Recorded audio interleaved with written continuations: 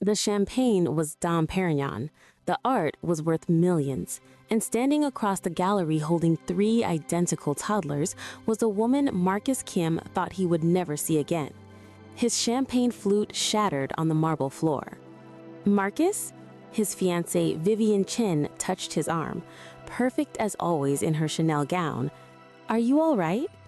He could not answer, could not breathe, could not look away from Naomi Johnson as she balanced a pearly-haired boy on her hip, while two more clung to her legs like beautiful, impossible anchors.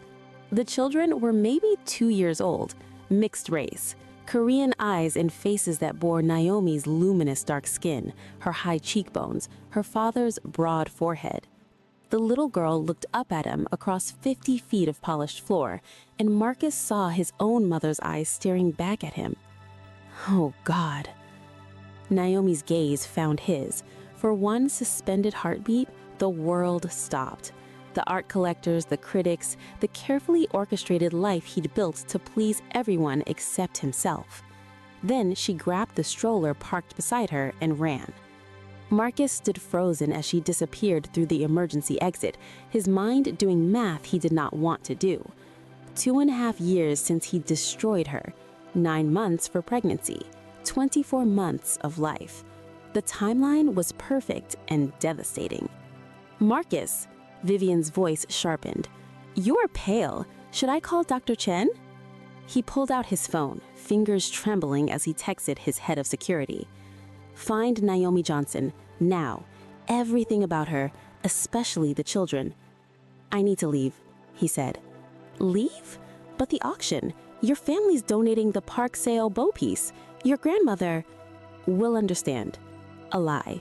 His grandmother understood nothing except duty, honor, and the weight of the Kim name. But for the first time in his 32 years, Marcus Kim did not care what his family understood. Because somewhere in Los Angeles, Naomi Johnson was raising 3 children who looked like they had been painted from his DNA, and he had known nothing about them. 2 hours later, Marcus sat in his Porsche outside a warehouse-turned-dance studio in Limerick Park, reading the dossier his security chief, Jin, had compiled with terrifying efficiency. Naomi Simone Johnson, age 29, occupation, dance instructor and choreographer. Address, 2-bedroom apartment in View Park shared with sister. Children, 3, ages 2 years, 4 months. Kaya Jordan Johnson, girl, Milo Elijah Johnson, boy, Ezra James Johnson, boy. Father listed on birth certificates, none. Financial status, critical, $47,000 in student loans, behind on medical bills from complicated birth, studio rent 4 months overdue.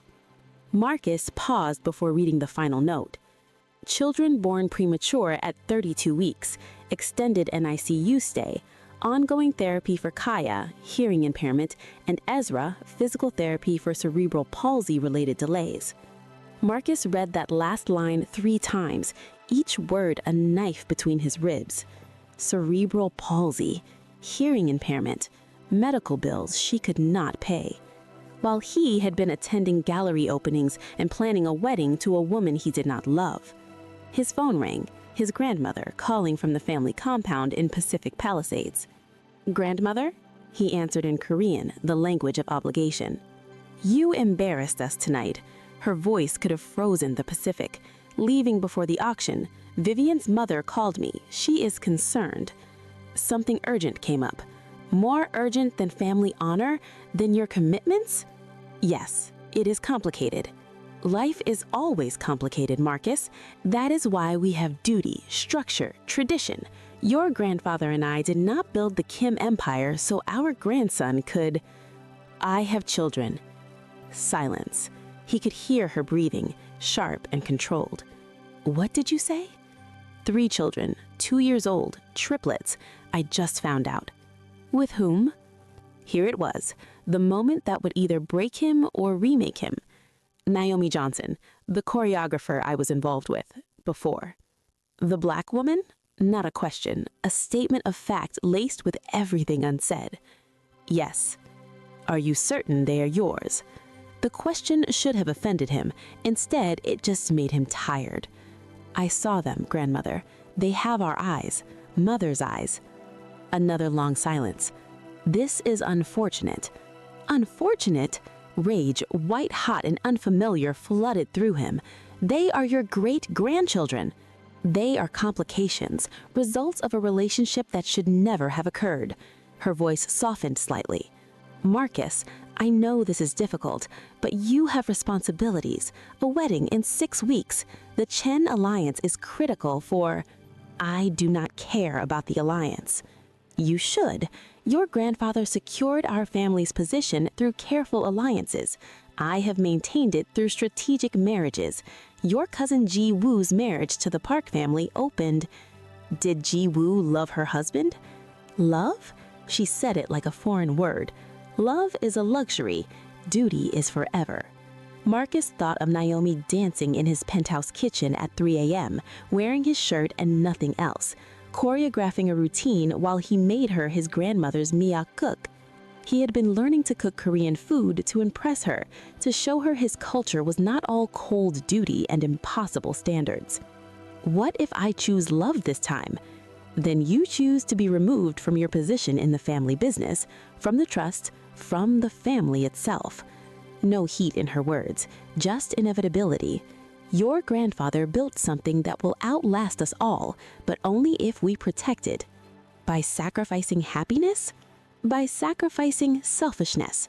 She paused. You have 6 weeks until the wedding. I suggest you use them wisely. Make arrangements for the children's financial support, discreetly, then fulfill your obligations. She hung up. Marcus sat in his Porsche watching dancers leave the studio. Young, old, black, brown, Asian, moving with the unconscious grace of people who had found their purpose. Naomi emerged last, locking the door. She had changed from whatever she had worn to the gallery into leggings and an oversized sweatshirt that said "Still I Rise" across the back. Her natural hair was piled on top of her head in a huge, glorious puff. She was the most beautiful thing he had ever seen. She was also carrying 3 car seats stacked on top of each other like the world's most exhausting game of Jenga. Marcus was out of his car before he had decided to move. Let me help. She spun around, nearly dropping everything. Up close, he could see the changes 2 years had wrought. She was thinner, exhausted, small scars on her arms that looked like they came from medical tape. No, one word, final. Naomi. I said no. She shifted the car seats, arms shaking. I do not need your help. I didn't need it then. I don't need it now. Where are they? The children. None of your business. They are my... Your what? She stepped closer and he smelled her. Cocoa butter and determination and exhaustion. Say it, I dare you. My children. The car seats hit the ground. Naomi's hand came up, and for a second he thought she might hit him. Part of him wanted her to. You don't get to call them that. You don't get to see them at a gallery and suddenly decide you're a father. Her voice shook.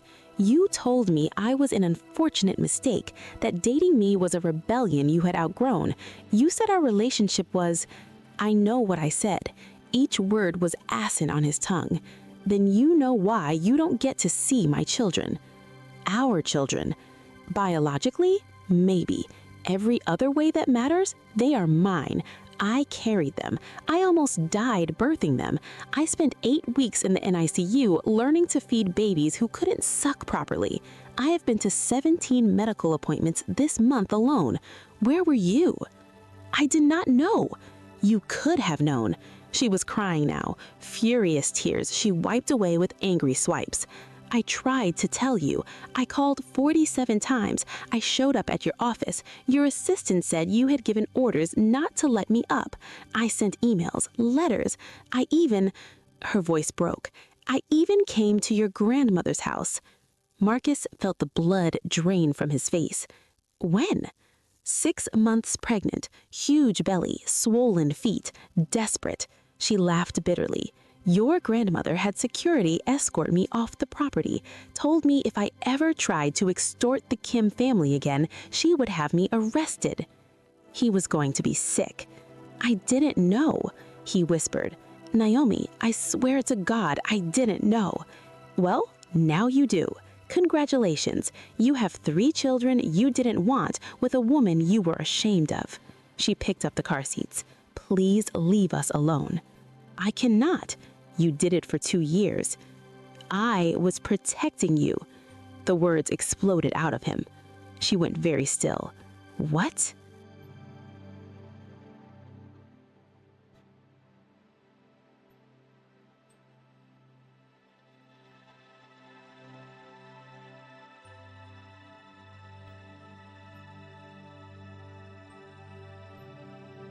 This was not how he wanted to tell her. Not in a parking lot, not like this.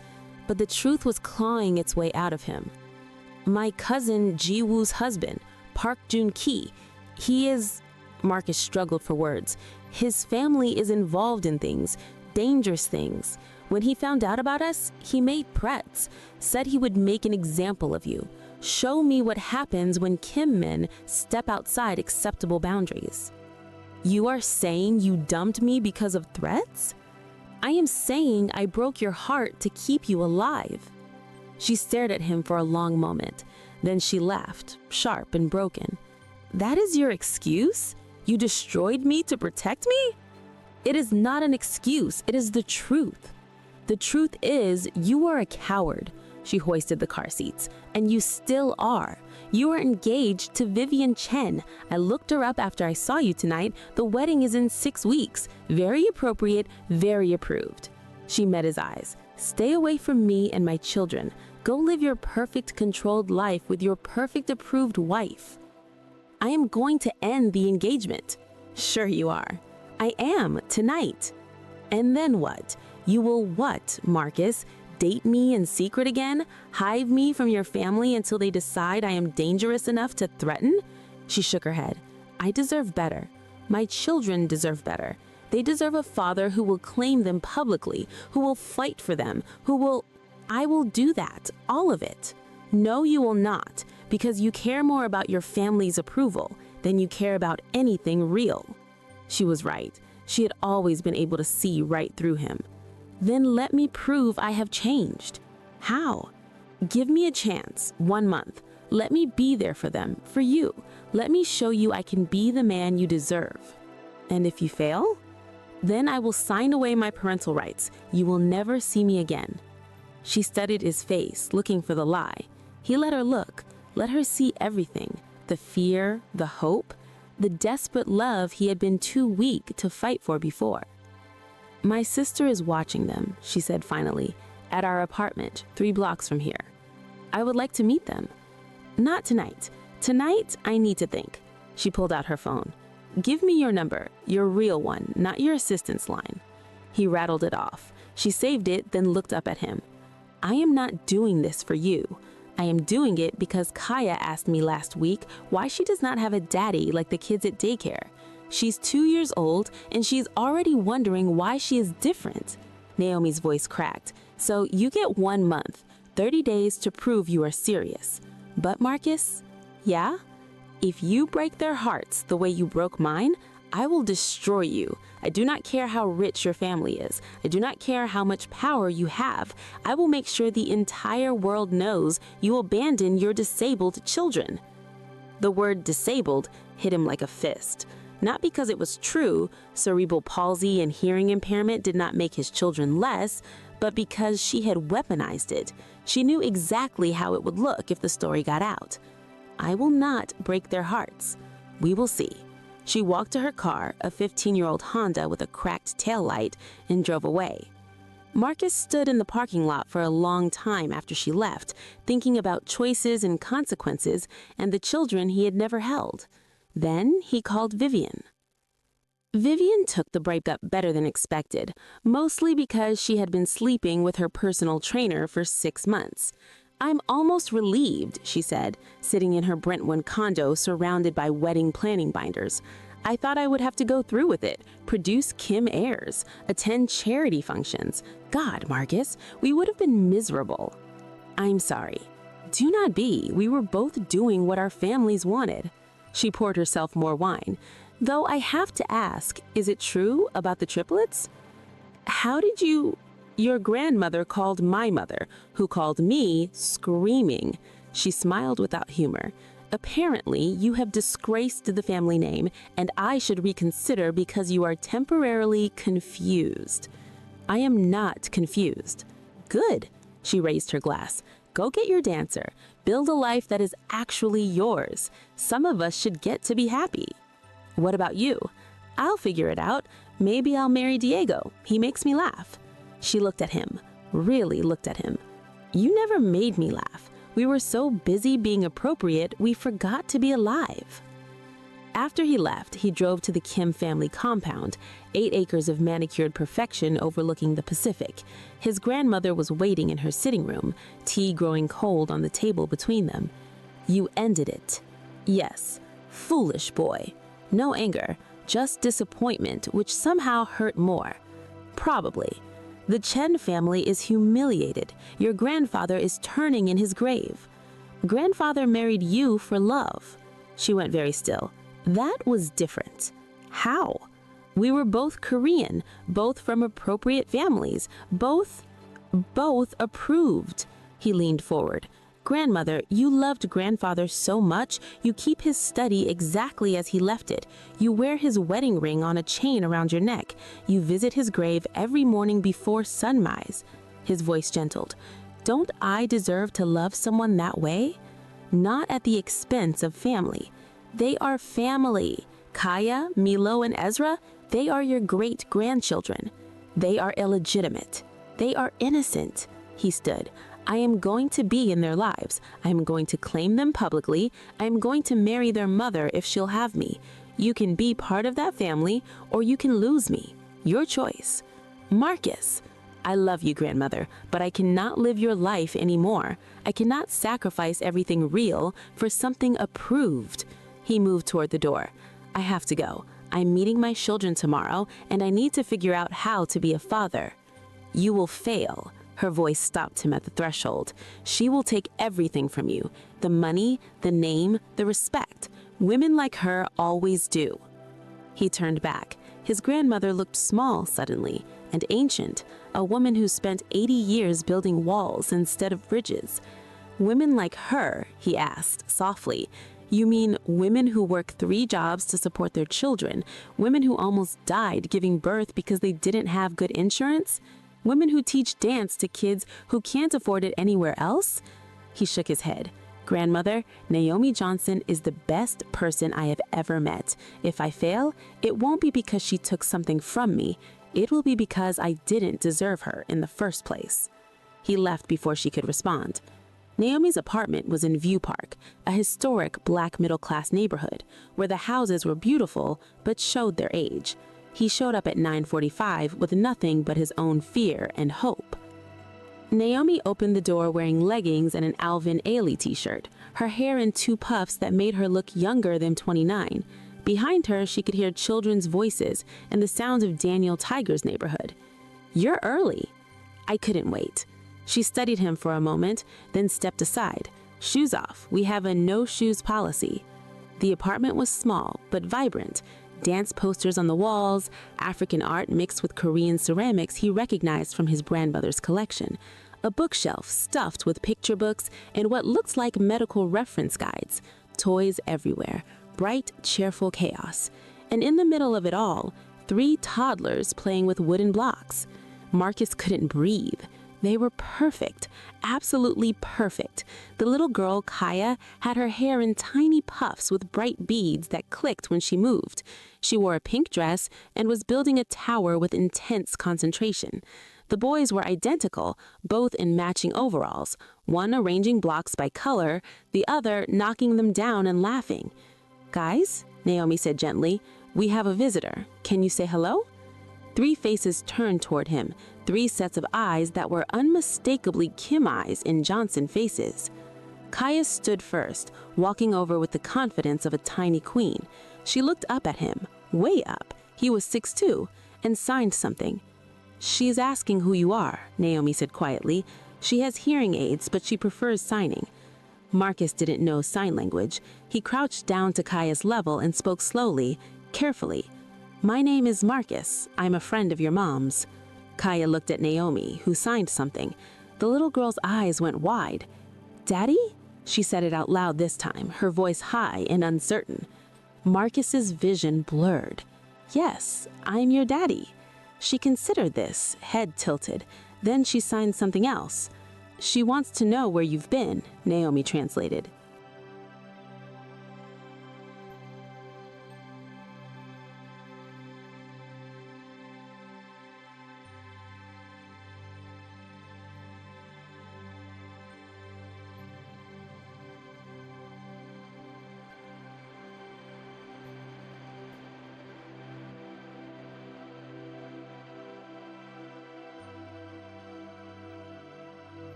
Tell her, Marcus struggled.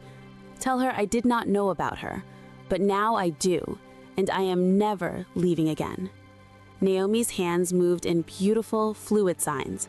Kaya watched, then looked back at Marcus. She held out her arms. He picked her up, this tiny human made of him and Naomi and impossible hope. She was so light, so warm. She smelled like baby shampoo and something sweet. "Hi," he whispered. She patted his face with both hands, examining him like a scientist. Then she signed something to Naomi. "She says you have sad eyes like hers," Naomi said. "She wants to know why you were sad." "Because I missed so much," he said, and it was the truth. One of the boys, Ezra, he thought, based on the leg braces barely visible under his overalls, stood up using the couch for support. He moved slower than his siblings, each step deliberate and careful, but he made it to Marcus with determination. "Up," Ezra said simply.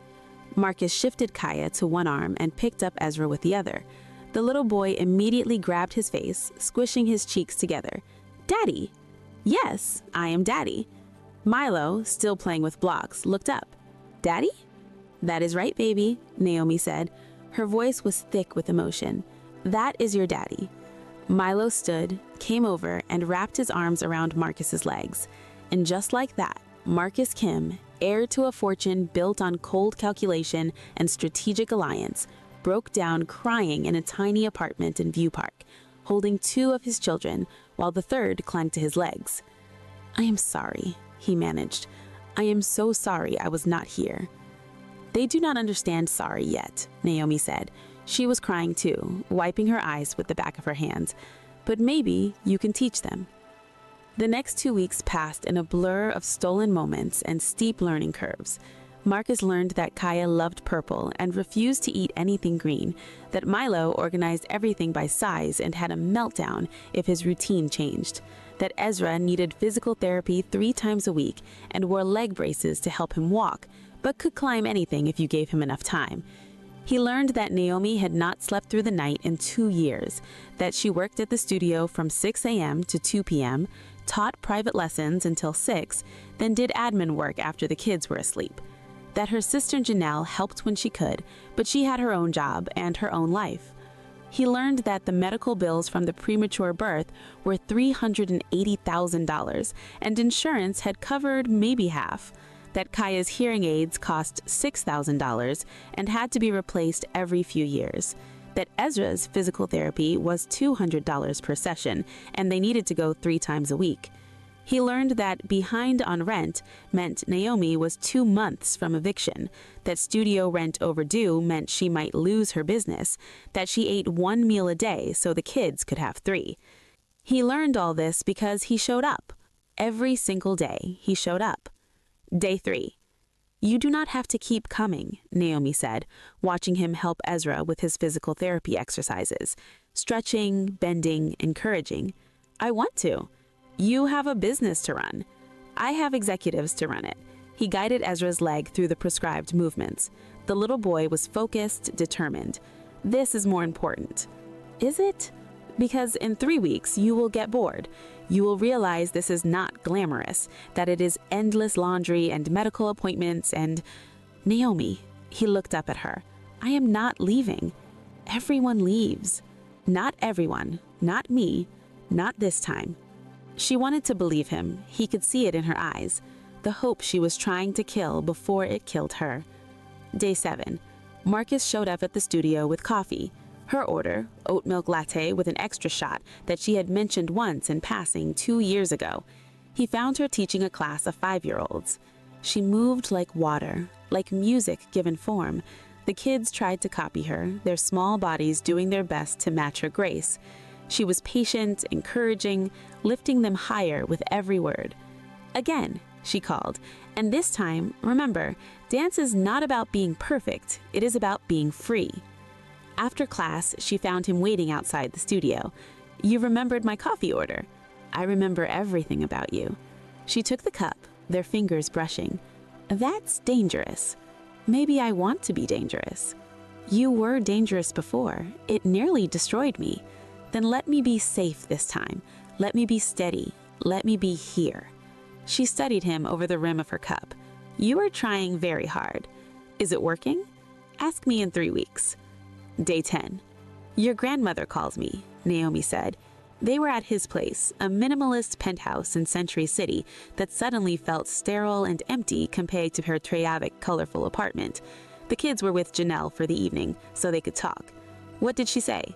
That you are throwing your life away, that I am using you for money, that the children probably aren't even yours. Her voice was flat. She offered me $2 million to disappear. Marcus went cold. "Tell me you did not take it." "Of course I didn't take it." She set down her wine glass. "But Marcus, this is what I'm talking about. Your family will never accept us. They will make our lives hell. They will... Then I will cut them off completely. You can't just watch me." He pulled out his phone and called his grandmother, putting it on speaker. She answered in Korean. "Marcus, it's late. I know about the money, about the offer you made to Naomi." Silence. Then, "I was trying to protect you." "From what? From happiness? From my own children? From making a mistake you cannot undo." "The only mistake I've made was listening to you 2 years ago, was choosing family approval over the woman I loved." His voice hardened. "Here's what's going to happen, grandmother. You are going to apologize to Naomi. You are going to meet your great-grandchildren, or you are going to lose me, permanently." "Marcus, those are your choices. Take a few days to think about it." He hung up. Naomi was staring at him.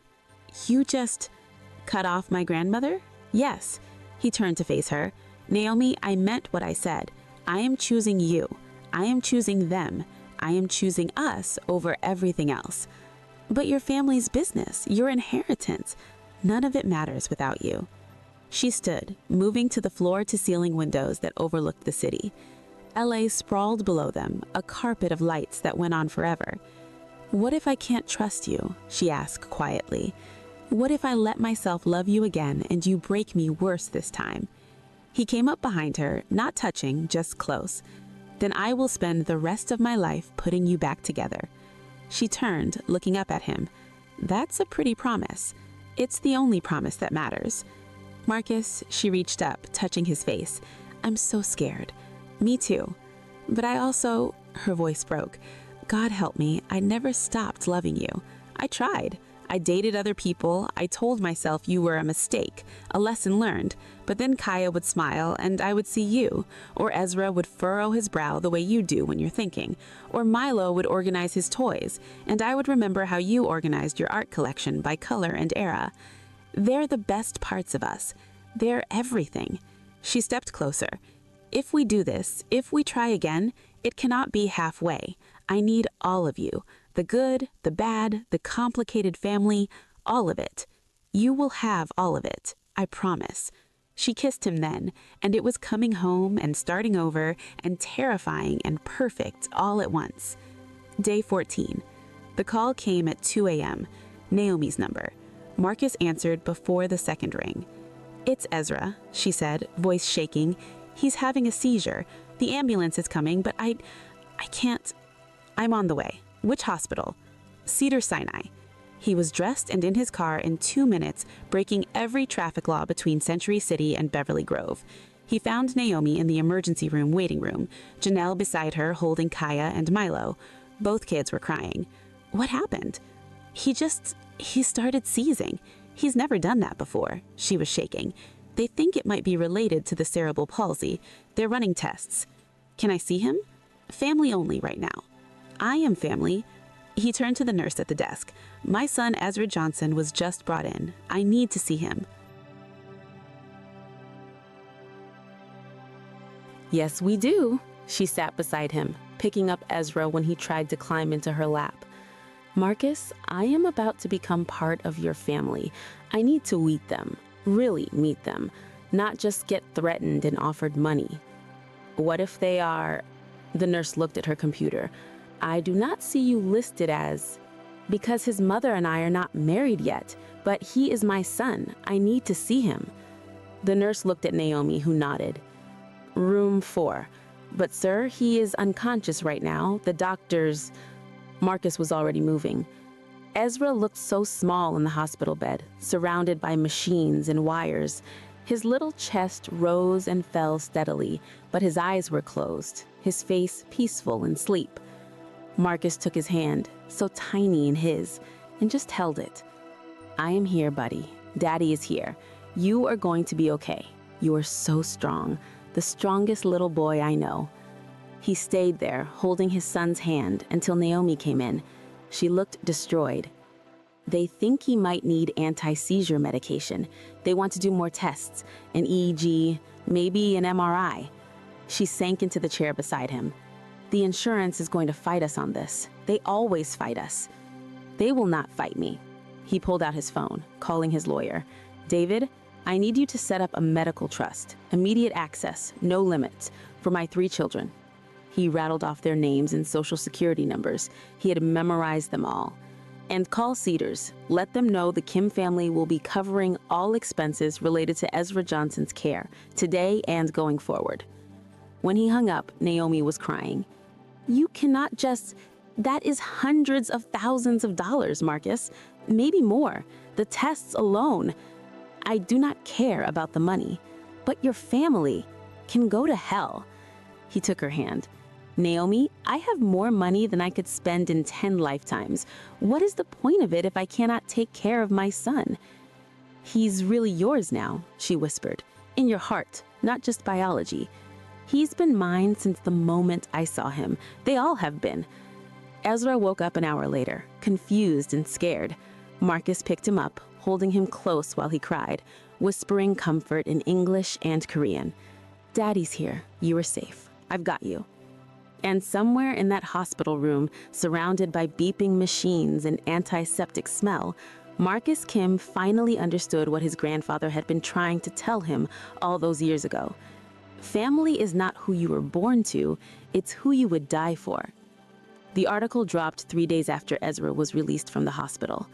Kim airs Secret, Triplets with Black choreographer revealed. Kim Hee-zae, 32, heir to the Kim entertainment and real estate empire valued at $4.2 billion, has been secretly supporting 3 illegitimate children he fathered with Naomi Johnson, 29, a struggling dance instructor from South Los Angeles. Sources close to the family say Kim only recently discovered the children's existence, leading to his shocking decision to break his engagement to Vivian Chen, daughter of tech mogul Robert Chen. The children, born prematurely with significant medical complications, have been living in near poverty while Kim attended charity galas and planned his society wedding. The revelation has rocked Los Angeles' elite Korean-American community, with many questioning Kim's judgment and his fitness to run the family business. This is a disgrace to the Kim name, said one source who requested anonymity. His grandfather built that company with integrity. Marcus is throwing it away for... The article went on. Marcus stopped reading after the first paragraph. He had seen enough. His phone was exploding.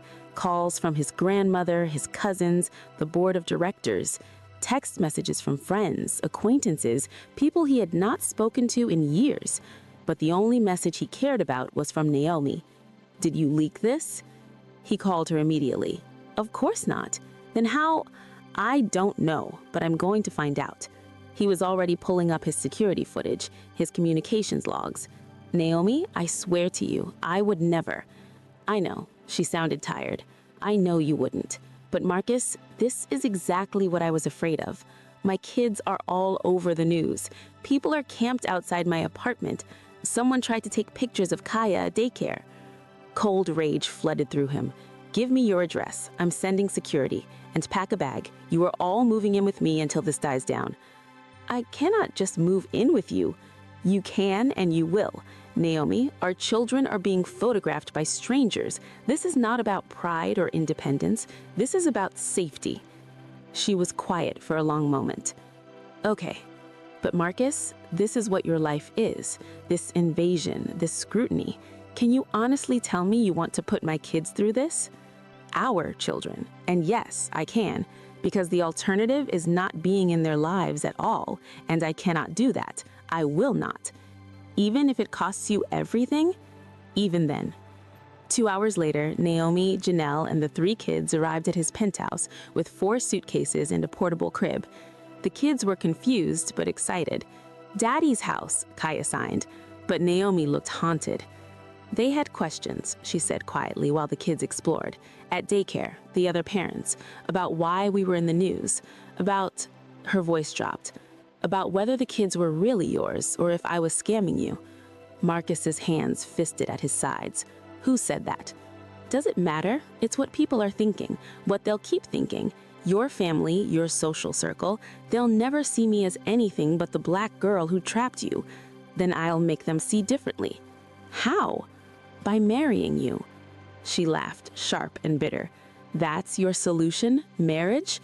Yes. He pulled a ring box from his pocket.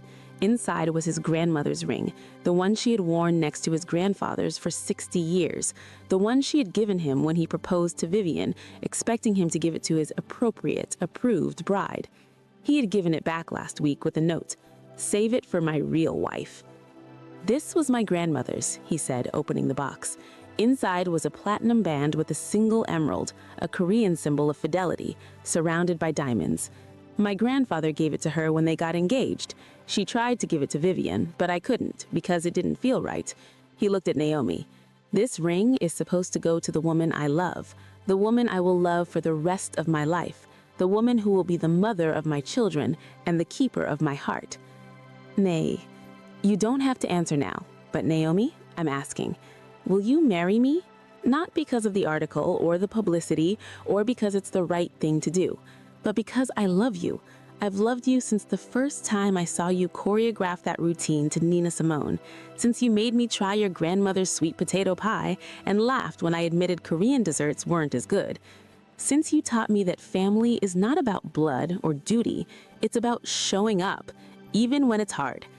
She was crying. You cannot just... I'm proposing because I should have done it 2 years ago, because I should have fought for you then, because I'm fighting for you now, and I will fight for you every day for the rest of our lives if you'll let me. Your family will disown you. They already have. You will lose your business. I will build a new one. You will... She stopped, looking at the ring. Is that really your grandmother's? Yes. The grandmother who offered me money to disappear? The same. She gave me the ring last week, said if I was going to throw my life away, I might as well do it with the family ring. He smiled slightly. I think that was her version of approval. Naomi laughed through her tears. She has a funny way of showing it. She's Korean. We're not great at emotions. He took her hand. But I'm learning. You're teaching me. The kids are teaching me. Every day I'm learning how to be human instead of just being appropriate. She looked at him for a long moment, then at the ring, then back at him. Ask me properly. What? Get on your knee. Ask me properly, because if we're doing this, we're doing it right. Marcus Kim, heir to a $4.2 billion empire, dropped to his knee in his own penthouse while 3 toddlers watched from behind the couch and Janelle filmed on her phone. Naomi Simone Johnson, he said, his voice only shaking slightly. You are the strongest, most beautiful, most frustrating woman I've ever met. You made me a father before I was ready and a better man than I ever thought I could be. You are teaching our daughter that she can dance even though she can't hear the music. You are showing our sons that different doesn't mean less. You are building a life from nothing and making it look like magic. He opened the ring box. Will you marry me? Will you let me spend the rest of my life trying to deserve you? She dropped to her knees in front of him, cupping his face in her hands. You already deserve me, you idiot. You showed up. You stayed. You chose us over everything else. He kissed her softly. Yes, I will marry you. Yes, 1,000 times yes. The kids cheered, Kaya signing happy over and over, and rushed over to tackle them both to the ground. And in that moment, covered in toddlers and laughter and his fiancée's joyful tears, Marcus Kim realized something. He had not thrown his life away. He had finally started living it. His grandmother requested a formal dinner at the compound to discuss the situation. The situation? Naomi repeated, reading the embossed invitation. Is that what we're calling our engagement? Ignore her, Marcus said. He was on the floor building a block tower with Milo as Ezra knocked it down and Kaya signed more. We don't have to go. Her homework while simultaneously keeping Milo from reorganizing the entire spice cabinet and making sure Ezra did his PT exercises. Your wife is remarkable. Then I will be horrible back. I am a single mom from South LA who has been managing on $30,000 a year. I can handle a few rich people being mean to me. You should not have to handle it. She kissed him softly. But I will. For you. For us. For them. She gestured at the kids. Because whether your family likes it or not, these babies are Kim's. They deserve to know their heritage. The dinner was exactly as awful as Marcus had feared. His grandmother presided at the head of the table in full traditional hanbok, making it clear this was an official family event. His aunts and uncles flanked her, his cousins scattered along the sides. 20 people, all staring at Naomi and the kids like they were exotic zoo animals. Naomi had dressed carefully, a simple black dress that was elegant without trying too hard. Her natural hair in a beautiful updo that showcased her long neck and regal bearing. The kids wore matching outfits Marcus had bought, traditional Korean children's hanbok in jewel tones. They looked perfect, like they belonged here, but Marcus could see the way his family looked at them, the judgment, the barely concealed disdain. So, his Aunt Mi-kyung said in Korean, not bothering to translate for Naomi, these are the children. They have names, Marcus said in English. This is Kaya, Milo, and Ezra. Kids, this is your great-grandmother and your extended family. Kaya, sitting in a high chair between Marcus and Naomi, signed something. She is asking why everyone is staring at her, Naomi translated. Her voice was calm, but Marcus felt her tension. Because they have never seen anyone as beautiful as you before, Marcus said, signing as he spoke. He had been learning ASL for 2 weeks, determined to communicate with his daughter in her preferred language. Kaya giggled, signing back, You are silly, Daddy. What is she doing with her hands? His cousin Ji-woo's wife asked. She is deaf, Marcus explained, or mostly deaf. She uses ASL to communicate. The children are disabled? His grandmother's voice was carefully neutral. Kaya has a hearing impairment. Ezra has cerebral palsy. Both are managing very well with therapy and assistive devices. He kept his voice even, professional. And before anyone asks, yes, all of this is genetic. It is a result of premature birth, which happened because Naomi was under extreme stress during her pregnancy, working 3 jobs, trying to support herself alone, because I was not there. The accusation hung in the air. We did not know about them, his grandmother said. If we had... You did know, Marcus interrupted. Naomi came to this house when she was 6 months pregnant. You had her removed from the property. You told her she was trying to extort the family. His grandmother had the grace to look uncomfortable. I was protecting you. From what? From my own children? From the woman I loved? He reached over and took Naomi's hand. You were not protecting me, grandmother. You were trying to control me, just like you have controlled everything else in my life. Marcus, his uncle Sung-jin said carefully, we understand you feel responsible for these children, and the family will, of course, provide financial support, but marriage? Bringing her into the family? Surely you can see that is complicated. Because she is black? Naomi asked. Her voice was quiet but sharp as a blade. The table went silent. Because she is not Korean, Aunt Mi Kyung corrected, because she does not understand our culture, our values, your money? Naomi set down her water glass. Let me make something clear. I do not want your money. I do not want your approval. What I want is for my children to know their father, to grow up understanding both sides of their heritage, to see that family is not about blood purity or social status. It is about love. Easy to say when you are about to marry into billions, Jiwoo muttered. Marcus stood so fast his chair fell over. Say that again? Guys, Naomi stood too, putting a hand on his arm. It is fine. Let them think what they want. It is not fine. They are insulting you in front of our children.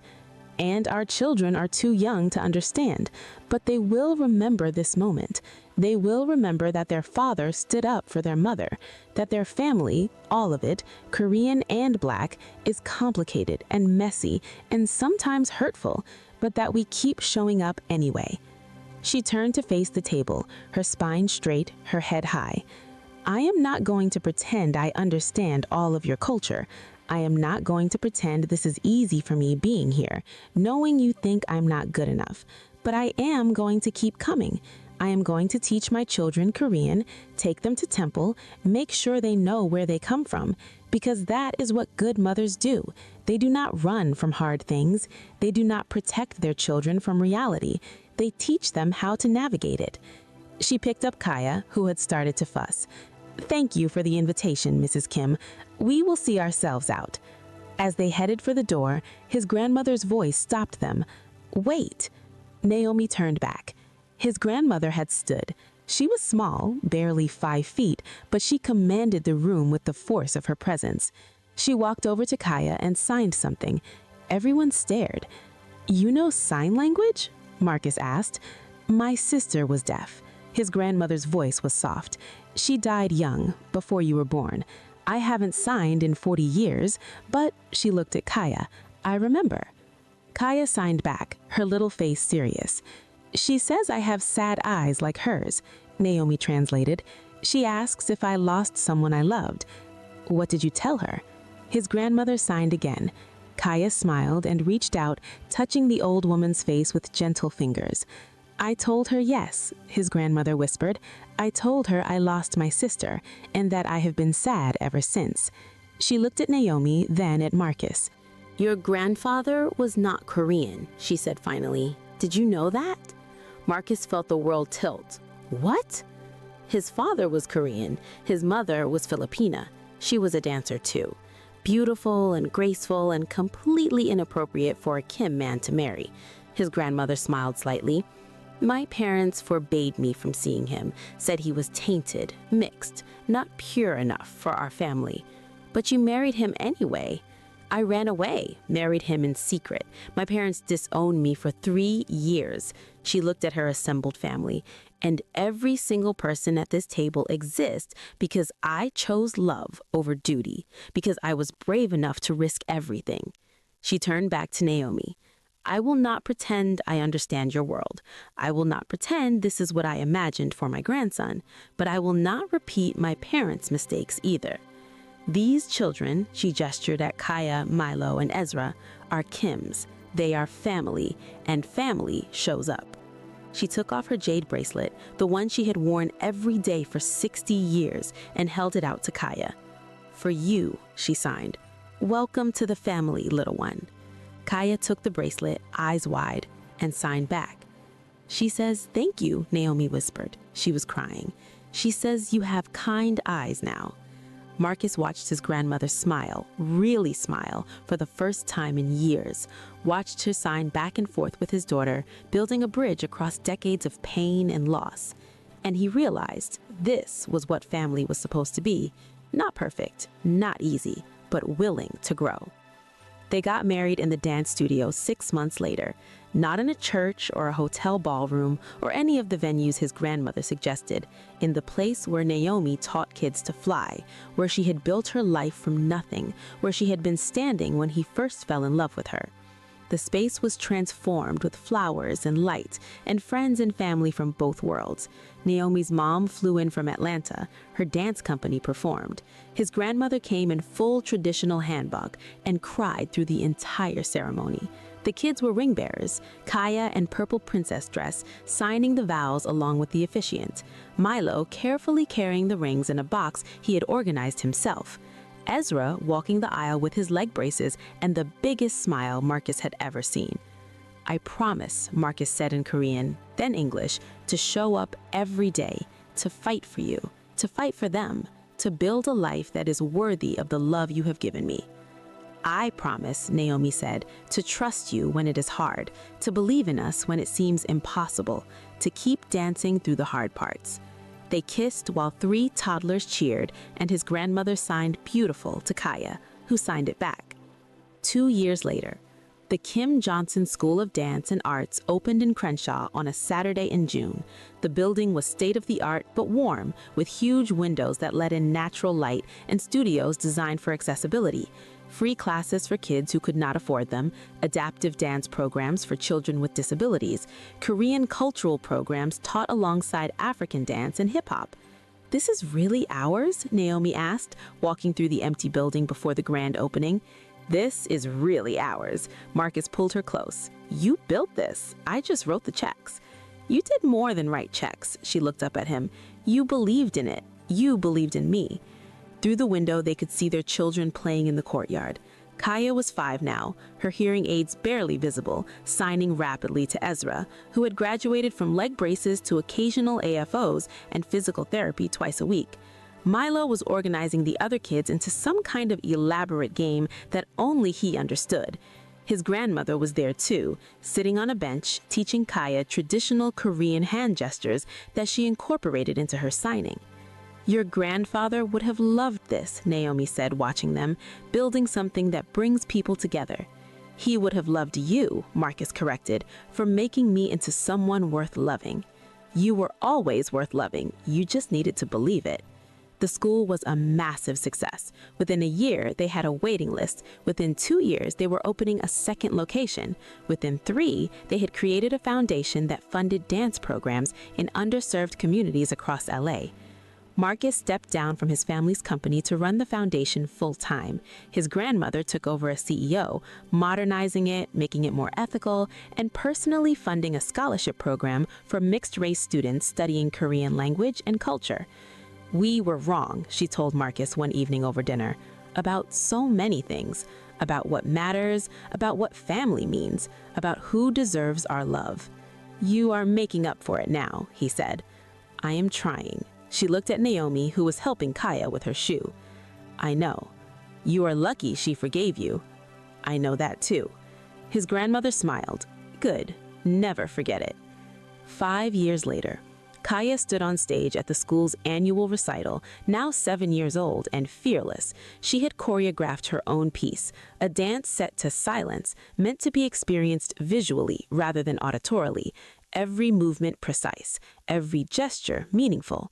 Marcus watched from the audience, Naomi's hand in his, while Ezra and Milo sat between them. The boys were 5 now, both healthy, both thriving. Ezra still did physical therapy, but had started swimming. Turned out he moved through water like he had been born to it. Milo just won his first chess tournament, playing with the same methodical precision he brought to everything else. "She is incredible," Naomi whispered. "She is yours. She is ours."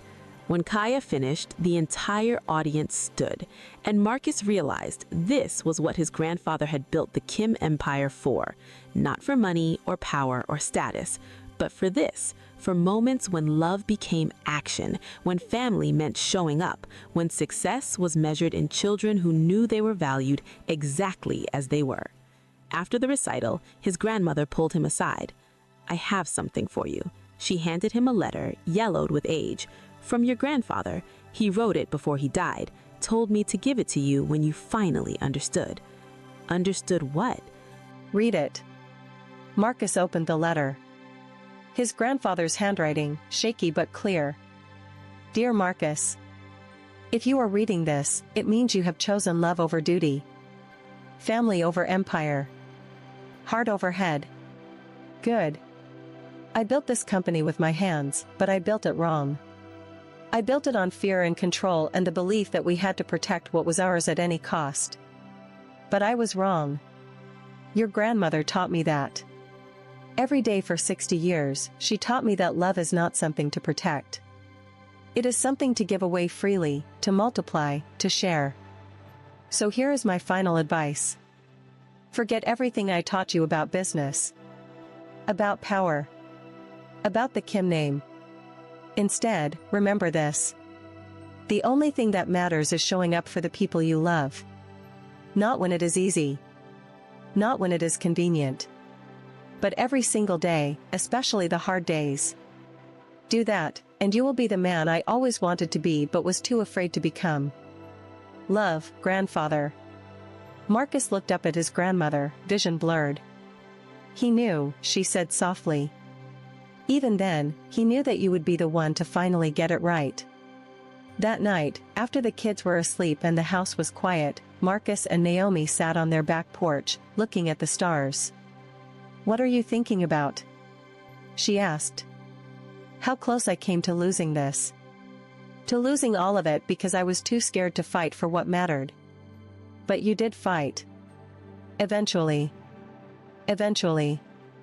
He pulled her closer. "What if I had not seen you at that gallery? What if? But you did see me. The universe made sure of it.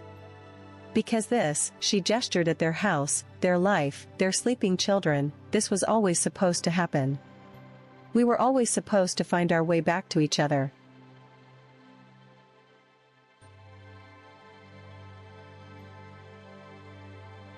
"You sound like your mother." "My mother is a very wise woman." She kissed him softly. "And she was right. She told me on our wedding day, baby girl, real love always finds a way. It might take time. It might take pain. But if it is real, it will come back around. I will spend the rest of my life making sure you never regret giving me that second chance. I know you will." She smiled. "That is why I married you." They sat in comfortable silence, watching the stars, thinking about the path that had brought them here. The pain and the joy, the mistakes and the miracles, the breaking and the healing. And Marcus understood, finally, what his grandfather had been trying to tell him. Success was not about building an empire. It was not about preserving a legacy. It was not about honor or duty or any of the things he had been taught to value. Success was this. A woman who loved you despite your failures. Children who called you daddy and meant it. A life built on choice instead of obligation. Family that showed up, not because they had to, but because they wanted to.